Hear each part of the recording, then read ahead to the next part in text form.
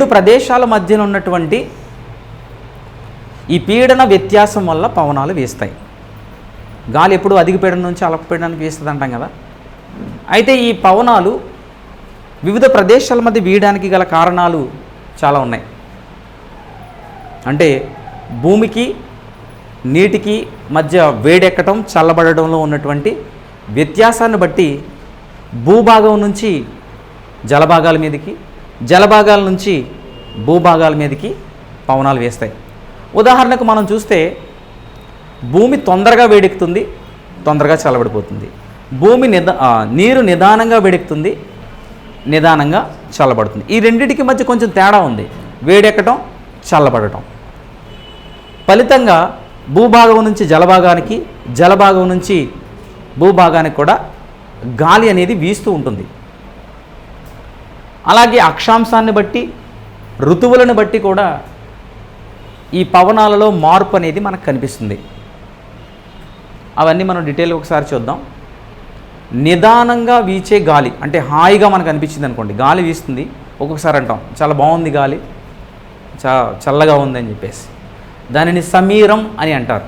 Breeze, నిదానంగా వీచి హాయిగా ఉండే గాలిని బ్రీజ్ అని అంటారు. అలాగే కొంచెం వేగంగా వీచే గాలిని తెలుగులో ఈదురు గాలి అని అంటారు. సమీరం అంటే బ్రీజ్, సమీరం లేదా తెమ్మెర అని కూడా అనొచ్చు. దీన్ని తెమ్మెర అని అంటారు, దీన్ని ఇంగ్లీష్లో బ్రీజ్ అని అంటాం. సో కొంచెం వేగంగా వీచే గాలిని ఈదురు గాలి అని అంటారు. దీనిని గస్ట్ అని అంటారు ఇంగ్లీష్లో. ఇంకా కొంచెం ఎక్కువగా గాలి వీచింది అనుకోండి, పెనుగాలి అనేసి అంటారు. గాలి వేగం కనుక బాగా పెరిగితే దానిని పెనుగాలి అనేసి అంటారు. దీనిని స్టార్మ్ అని అంటారు ఇంగ్లీష్లో. ఇక సుడులు తిరుగుతూ గాలి వీసింది అనుకోండి, వేగంగా వీచే గాలికి సుడులు ఏర్పడ్డాయి అనుకోండి, దాన్ని ఏమంటాం మనం? సాధారణంగా సుడిగాలులు అనేసి అంటాం. అయితే దానిని తుఫాను అనేసి అంటారు. సో ఇంగ్లీష్లో సైక్లోనిక్ విండ్స్ అని అనొచ్చు. సైక్లోనిక్ విండ్స్ అంటే తుఫాను గాలి, సుడులు తిరుగుతూ వీస్తుంది కదండి, సైక్లోనిక్ విండ్స్ అని ఇంగ్లీష్లో మనం అంటాం. ఇలా పవనాన్ని ప్రధానంగా మనం ఇలా అది వీచే వేగాన్ని బట్టి 4 రకాలుగా చెప్పుకుంటున్నాం. ఒకటి సమీరం లేదా తెమ్మెర, రెండోది ఈదురు గాలి, 3 పెనుగాలి, 4వది తుఫాను గాలి. అయితే ఈ గాలులు వీయడానికి గల కారణం మనకి తెలుసు. వివిధ పీడన మేఖలల మధ్య ఉన్నటువంటి పీడనాల్లో ఉన్నటువంటి వ్యత్యాసాన్ని బట్టి. ప్రధానంగా పవనాలు 3 రకాలని చెప్పుకున్నాం. అది కూడా ఒకసారి రాసుకోండి. పవనాలు 3 రకాలు. ప్రపంచ పవనాలు అంటే భూ ఉపరితలంపై ఉన్నటువంటి వివిధ పీడన మేఖలల మధ్య నిరంతరం వీచే పవనాలను ప్రపంచ పవనాలు అనేసి అంటారు. భూమి మీద మన ప్రధానమైన పీడన మేఖలు ఏంటో ఆల్రెడీ గుర్తించాం మనం. ఇలా ఉప ఆయన రేఖ అధిక పీడన ప్రాంతం నుంచి భూమధ్య రేఖ అల్పపీడన ప్రాంతం వైపుకు నిరంతరం గాలులు వీస్తూ ఉంటాయి. అలాగే ఉప ఆయన రేఖ అధిక పీడన ప్రాంతం నుండి ఉపధ్రువ అల్పపీడన ప్రాంతం వైపు నిరంతరం గాలులు వీస్తూ ఉంటాయి. అలాగే ధ్రువ అధిక పీడన మేఖల నుండి ఉపధ్రువ అల్పపీడన మేఖల వైపు నిరంతరం పవనాలు వీస్తూ ఉంటాయి. ఇలా ఈ పీడన మేఖల మధ్య నిరంతరం వీచే పవనాలను ప్రపంచ పవనాలు అనేసి అంటారు. ఇప్పుడు ప్రపంచ పవనాలను కూడా మనం 3 రకాలుగా క్లాసిఫికేషన్ చేస్తాం. ఒకటి వ్యాపార పవనాలు, 2 పశ్చిమ పవనాలు, 3వది ధ్రువ పవనాలు. ఇలా 3 రకాలుగా ఈ ప్రపంచ పవనాలను మనం చెప్పవచ్చు. ఒకసారి ముందుగా మనం వ్యాపార పవనాల గురించి చూద్దాం. అంతర ఆయన రేఖ అభిసరణ ప్రాంతం, దీన్ని డోల్డ్రమ్స్ అనొచ్చు, లేకపోతే ITCZ ఏం చెప్పాను నేను? ITCZ tropical inter tropical convergence zone. ఇప్పుడు మనం వ్యాపార పవనాల గురించి చెప్పుకుంటున్నాం. చూడండి, ఉప ఆయన రేఖ అధిక పీడన మేఖల నుండి ఉప ఆయన రేఖ అధిక పీడన మేఖల, ఈ ఉప ఆయన రేఖ అధిక పీడన మేఖల నుంచి భూమధ్య రేఖ అల్పపీడన మేఖల వైపు నిరంతరం వీచే పవనాలను వ్యాపార పవనాలు అనేసి అంటారు. అయితే ఈ వ్యాపార పవనాలు ఉత్తరార్ధగోళంలో ఉత్తరం నుంచి దక్షిణానికి, మనకు తెలుసు కదా, పైన ఎప్పుడు ఉత్తరం దిక్కు, ఇక్కడ దక్షిణం దిక్కు, వాటి డైరెక్షన్ ఎక్కడి నుంచి ఉంది, పైనుంచి కిందకి బ్లో అవుతున్నాయి. వ్యాపార పవనాలు ఉత్తరార్ధగోళంలో ఉత్తరం నుంచి దక్షిణానికి వీస్తాయి. అదే వ్యాపార పవనాలు దక్షిణార్ధగోళంలో దక్షిణం నుండి ఉత్తరానికి వీస్తాయి. అయితే ఇవి వీచే దిశ మనం చూసినట్లయితే ఇటువైపు నుంచి వీస్తున్నాయి. ఎలా? ఇటువైపు నుంచి. ఇదే వైపు తూర్పు, ఇది తూర్పు. సో ఇది మనకి పడమర లేదా పశ్చిమం అని అనుకుంటున్నాం. ఇప్పుడు మనం మూలలు కూడా చూసినట్లయితే 4 మూలలు, ఈ ప్రధాన దిక్కులతో పాటు మిగిలినటువంటి 4 దిక్కులను కూడా మనం చూస్తే ఇది ఈశాన్యం, ఈశాన్యానికి ఆపోజిట్లో ఉన్నది నైరుతి, ఇది వాయువ్యం, సో ఇది ఆగ్నేయం. సో వీటి నుంచి ఖచ్చితంగా ఒక బిట్ అడిగే అవకాశం ఎక్కువగా ఉంటుంది మన కాంపిటేటివ్ ఎగ్జామ్స్లో. అంటే కొంచెం కన్ఫ్యూజ్ అవ్వడానికి అవకాశం ఉన్నది కాబట్టి దీన్ని జాగ్రత్తగా అర్థం చేసుకుంటే సరిపోతుంది, ఏం కాదు. చూడండి, ఉత్తరార్ధగోళంలో వ్యాపార పవనాలను ఏమంటారు అంటే ఈశాన్య వ్యాపార పవనాలు అని అంటారు. వీటిని ఈశాన్య వ్యాపార పవనాలని అంటారు.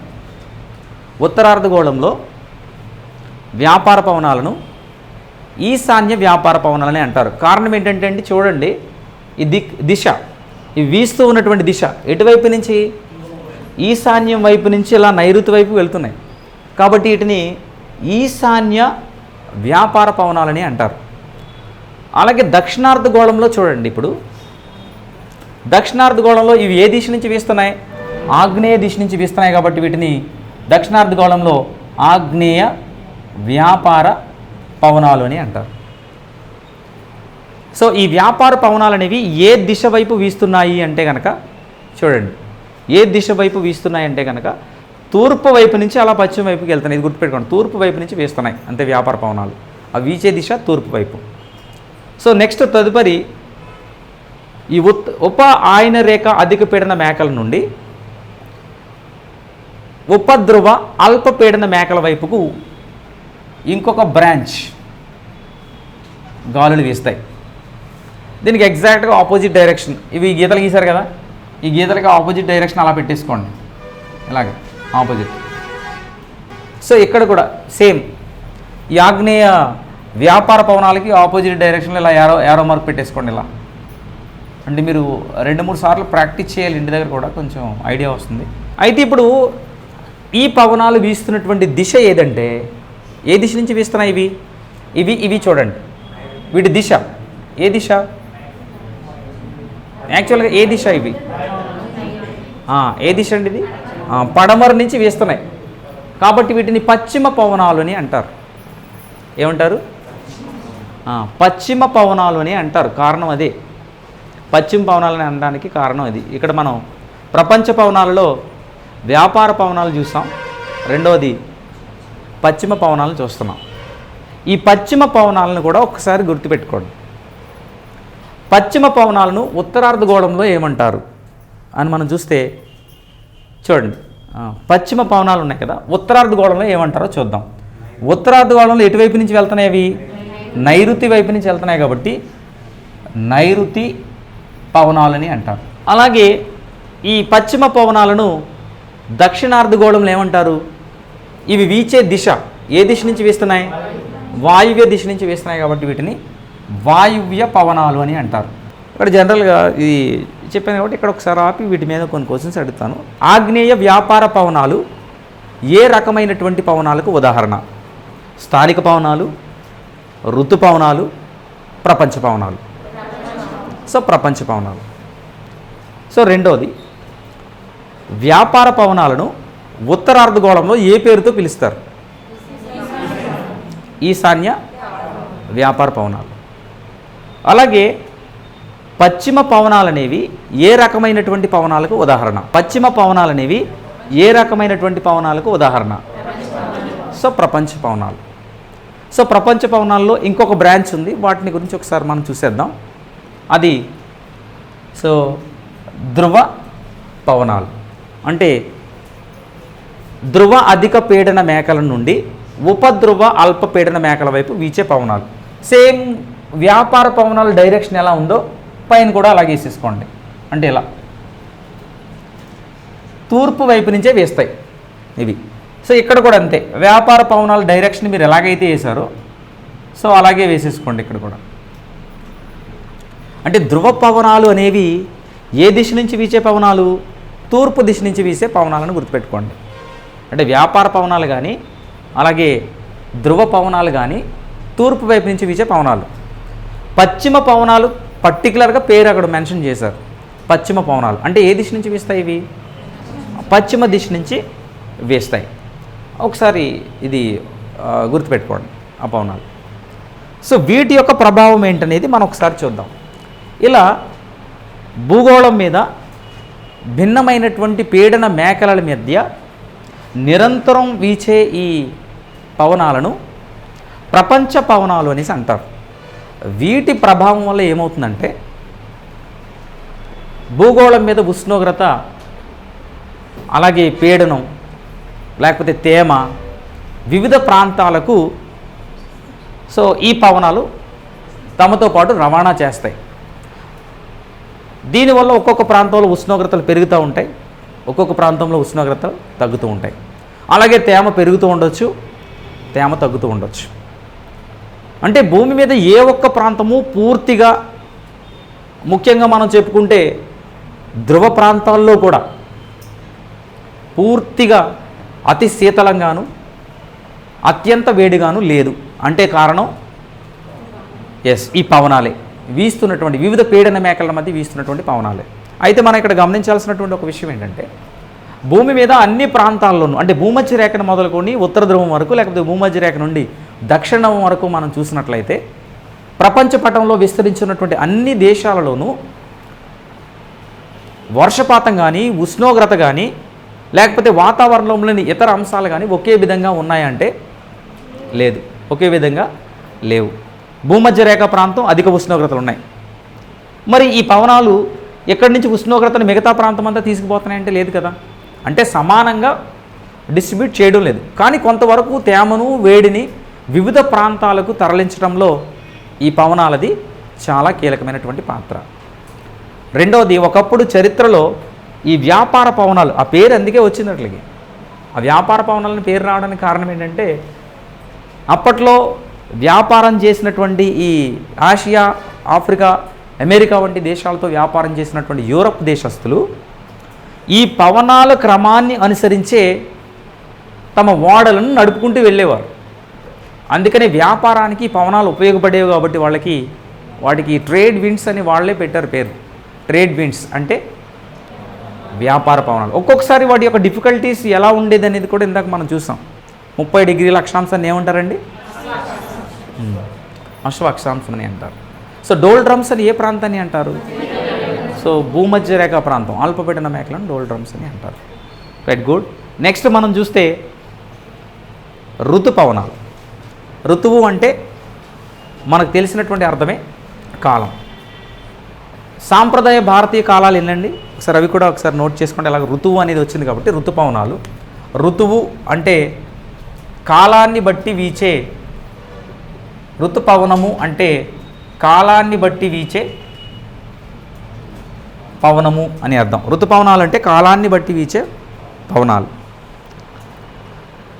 మన దేశంలో ప్రధానంగా 2 రకాల ఋతుపవనాలు వర్షపాతానికి కారణం.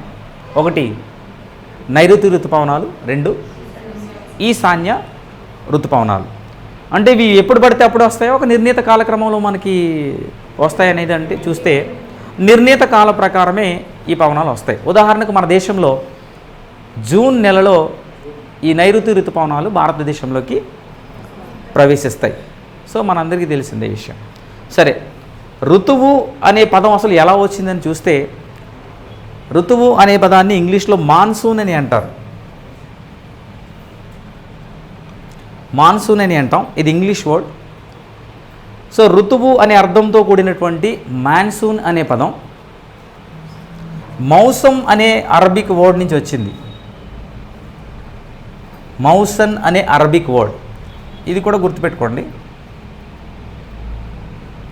మౌసం అంటే వాళ్ళ భాషలో మౌసం అంటే ఋతువు అని అర్థం. సో కాబట్టి దీనికి ఋతువు అనేది వచ్చింది. సో దీనికి బెస్ట్ ఎగ్జాంపుల్స్గా ఇప్పుడు మన దేశంలోని పవనాలను ఒకసారి చూద్దాం. భారతదేశం అక్షాంశాల పరంగా ఉత్తరార్ధ పూర్వార్ధ గోళాలలో విస్తరించి ఉందని మనకు తెలుసు.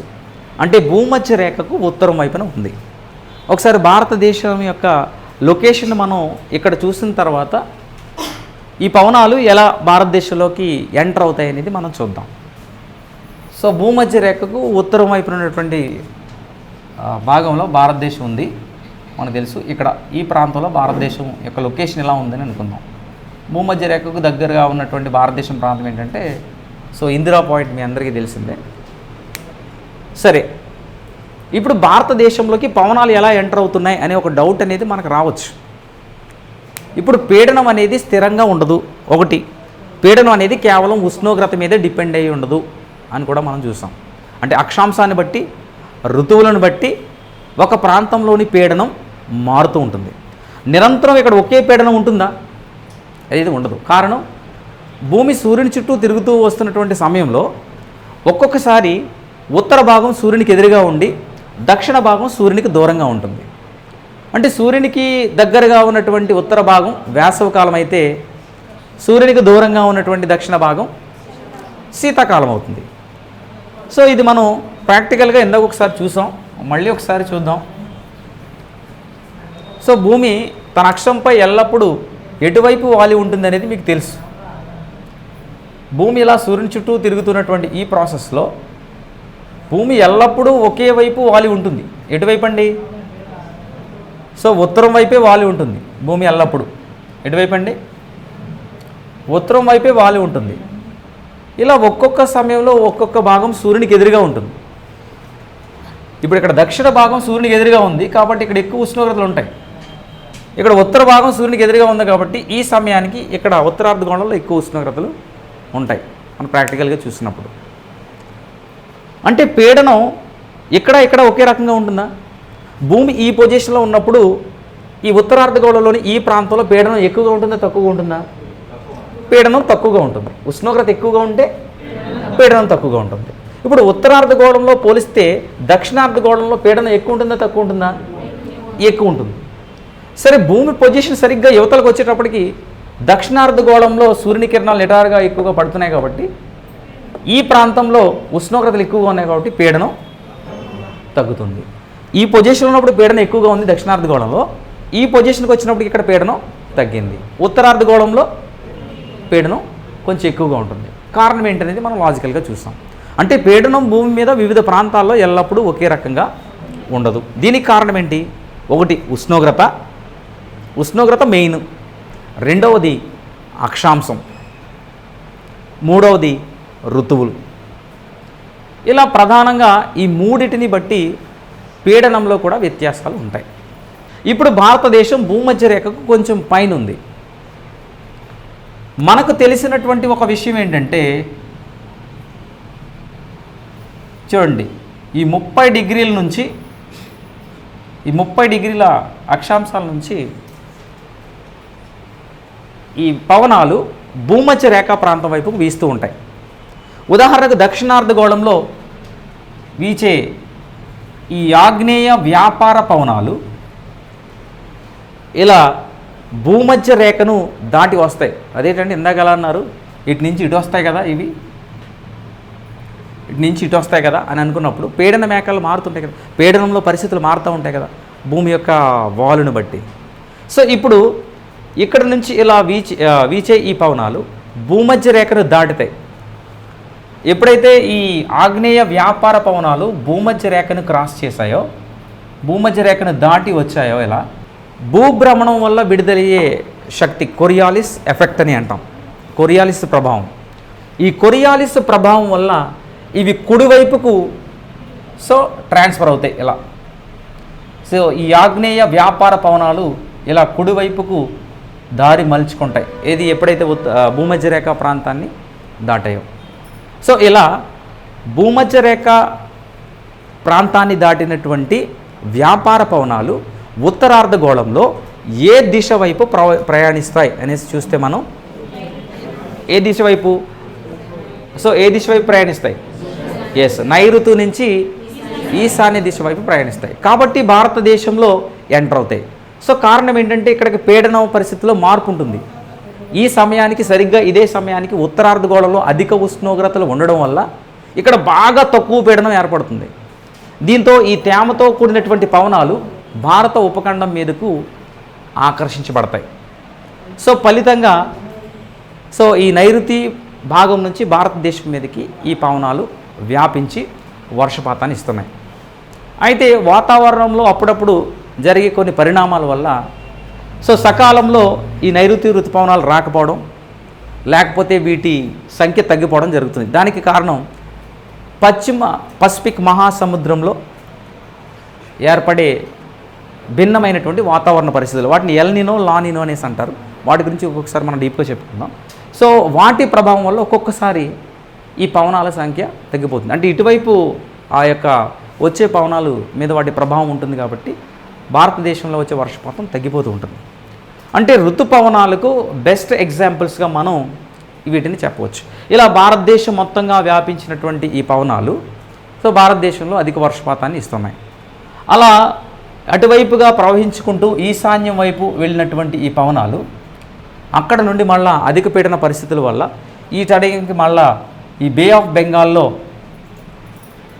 లో టెంపరేచర్స్ హై టెంపరేచర్స్ వల్ల లో ప్రెషర్ అనేది అక్కడ డెవలప్ అవుతుంది, అల్పపీడనం అనేది డెవలప్ అవుతుంది.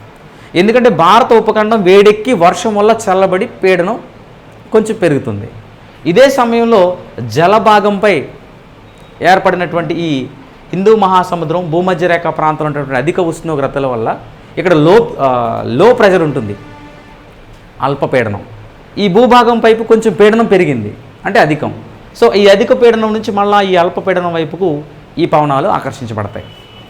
దీంతో అన్ని వైపుల నుంచి ఈ బంగాళాఖాతంలోకి ఆకర్షించబడినటువంటి ఈ పవనాలు అక్కడ సుడులు తిరుగుతూ తుఫాన్లుగా మారి అధిక వర్షపాతాన్ని ఇవ్వడం అనేది జరుగుతుంది. అది మనం అక్కడి నుంచి పక్కకి వెళ్ళాం. ఇప్పుడు ఈ వ్యాపార పవనాలు కానీ లేకపోతే స్థిరంగా వీచే ఈ పవనాలు ఉత్తరార్ధగోళంలో ఎటువైపుకి నెట్టబడతాయంటే ఉత్తరార్ధగోళం ఎటువైపు నెట్టబడతాయండి? కుడివైపుకి నెట్టబడతాయి. అలాగే ఇవి దక్షిణార్ధగోళంలోకి వచ్చేటప్పటికి ఇటు నుంచి టర్న్ అవుతాయి కొంచెం ఇలా రైట్కి, ఇటువైపు లెఫ్ట్ వైపుకి. కాబట్టి ఇవి దక్షిణార్ధగోళంలో పడమర వైపుకు వీస్తాయి.